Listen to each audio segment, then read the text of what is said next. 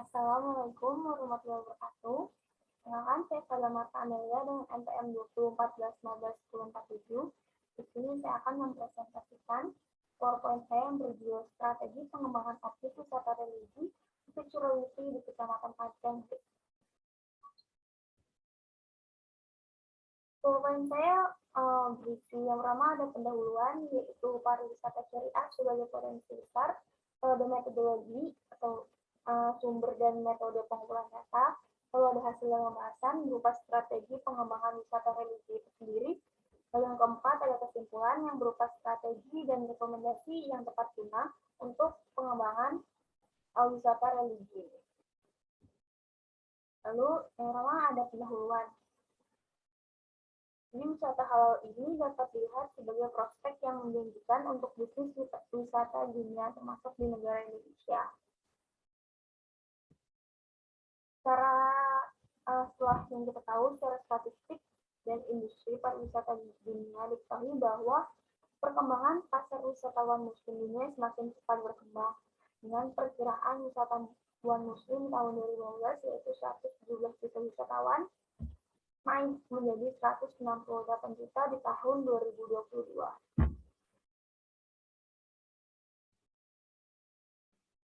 Nah, sebagaimana kita tahu kan, Indonesia itu merupakan negara dengan jumlah penduduk muslim terbesar di dunia. Jumlah penduduk muslim di Indonesia itu ada 207.176.162. Nah, jumlah penduduk muslim yang sangat besar ini menjadi peluang yang besar bagi pariwisata syariah yang menggabungkan konsep wisata dengan tata nilai agama Islam untuk dikembangkan di negara ini.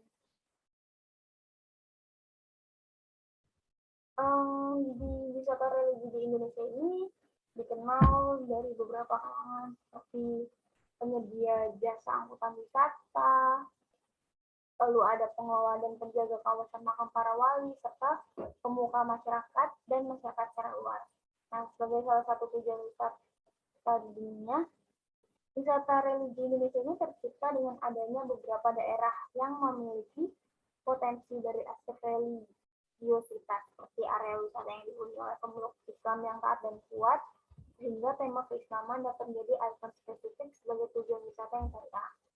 Nah, daerah-daerah Indonesia yang menerapkan konsep wisata halal itu ada di Sumatera Barat, lalu ada di Riau, di Lampung, Banten, sebagian di Jakarta, lalu banyak juga di Jawa Barat, Jawa Timur, serta Makassar dan Lombok.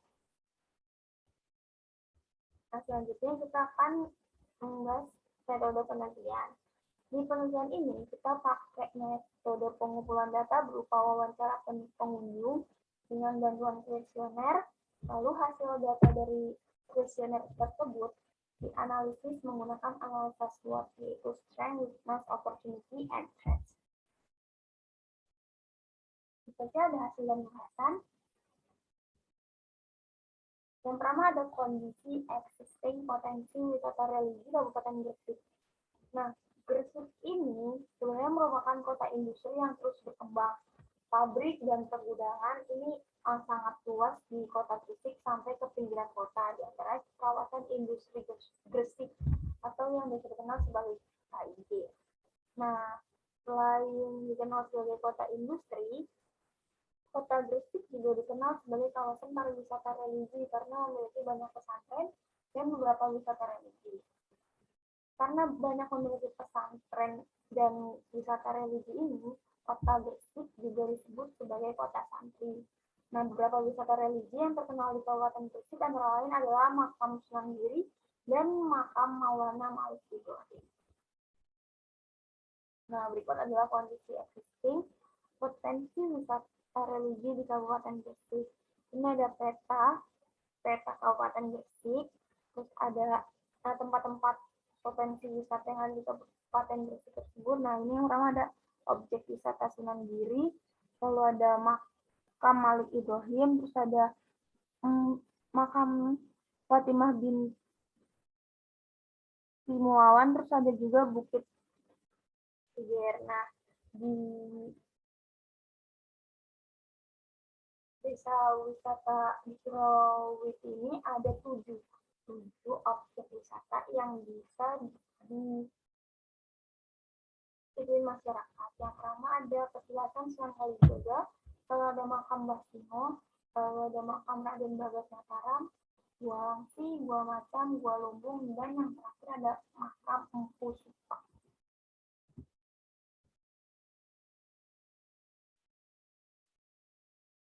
Jadi, kawasan Bukit Sulawesi ini adalah suatu perkampungan kecil yang lokasinya ada di atas bukit luas kurang lebih 5 hektar dengan ketinggian 260 meter dari permukaan laut dengan jumlah penduduk kurang lebih 200 kepala keluarga.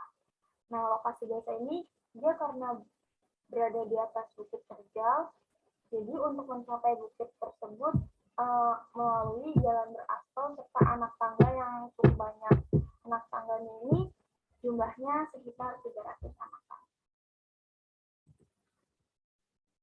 Nah, berikut adalah kondisi existing objek wisata religi Bukit Sulawesi. Ini ada tadi yang disebut 300 anak tangga, lalu ini jalan beraspal yang biasanya digunakan untuk motor-motor atau kendaraan lain.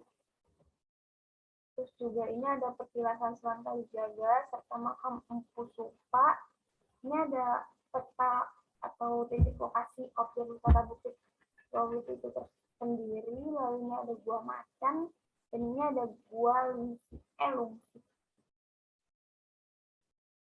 Nah, selanjutnya kita akan membahas secara detail tentang kondisi drainase atau pengadaan air bersih di Bukit Sulawesi ini.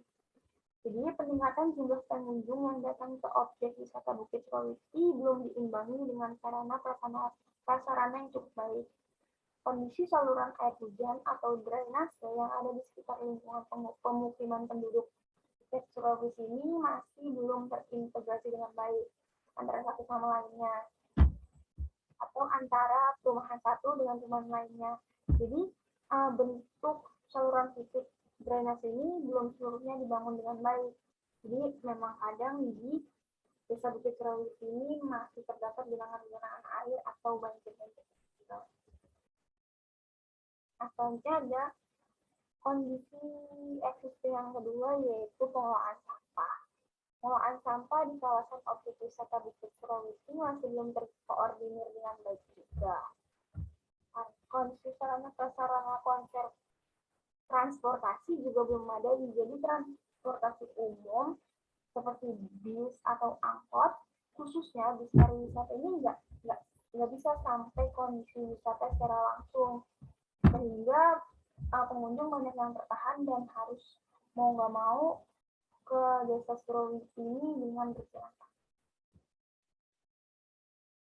Lalu selanjutnya, berdasarkan kondisi sub-existing tersebut, kita bisa tentuin analisis strategi dari faktor internal dan eksternal pengembangan objek wisata Bukit Sulawesi di Kecamatan Panceng.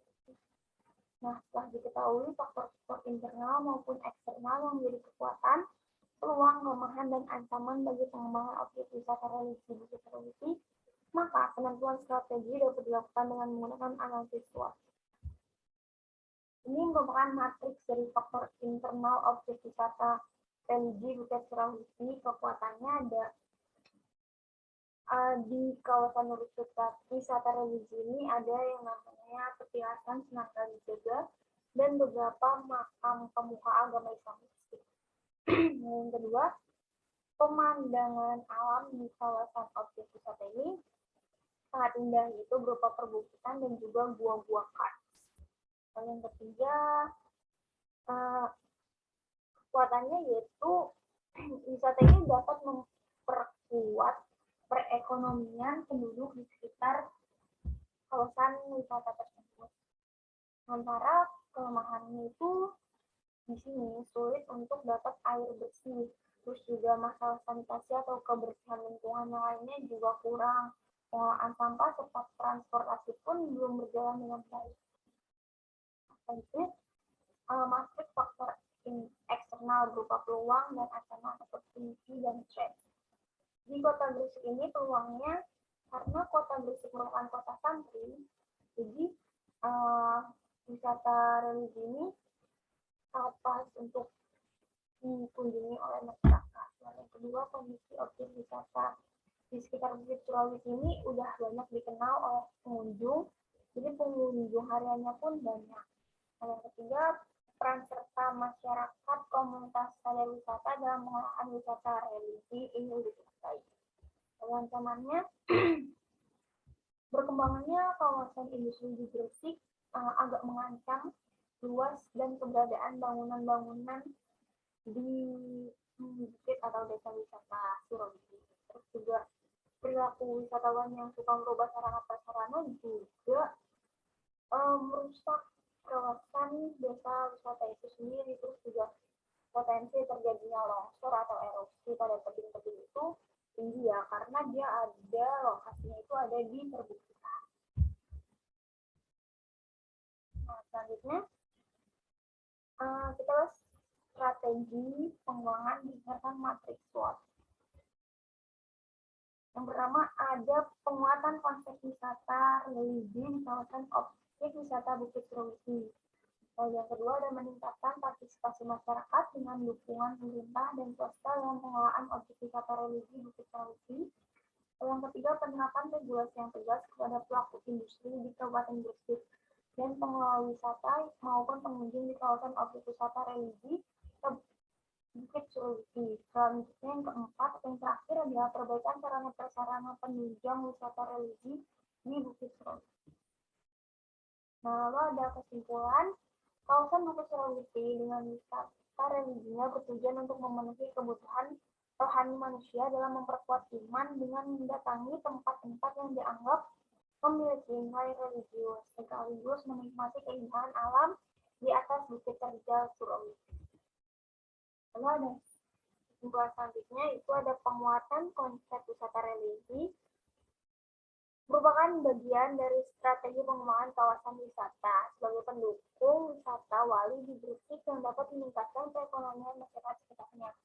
Lalu juga rumusan faktor-faktor dalam menentukan strategi itu sangat membantu untuk memberikan informasi tentang bagaimana kondisi existing baik yang potensial untuk dikembangkan maupun yang menjadi hambatan dalam pengembangan objek wisata religi di Bukit Surawisi. Lalu ada saran, perlu adanya perhatian lebih dari pihak pemerintah dalam mempromosikan Bukit Surawisi sebagai objek wisata religi yang berpotensi selain objek wisata alam yang ada di Kecamatan Panceng Gresik.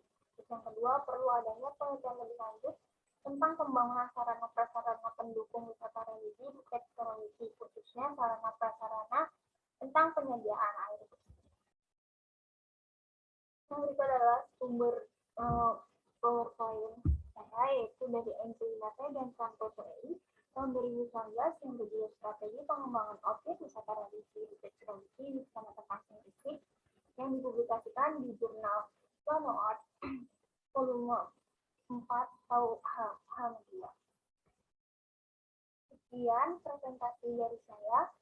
Kurang lebihnya mohon maaf. Wassalamualaikum warahmatullahi wabarakatuh.